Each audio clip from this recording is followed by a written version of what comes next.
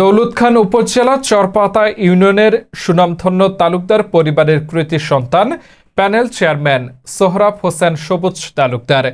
তিনি জাতীয়তাবাদী দলের একজন নিবেদিত প্রাণ। শহীদ প্রেসিডেন্ট জিয়াউর রহমানের আদর্শে উদ্বুদ্ধ হয়ে ছাত্র দলের রাজনীতি শুরু করেন।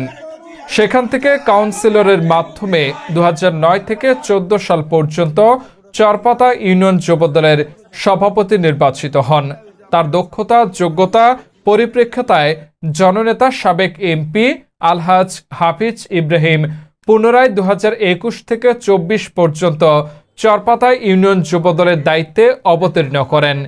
তার নেতৃত্বের দূরদর্শিতা মানুষকে মুগ্ধ করে 17 বছর ফ্যাসিস্ট হাসিনা বিরোধী আন্দোলনে রাজপথে ছিলেন।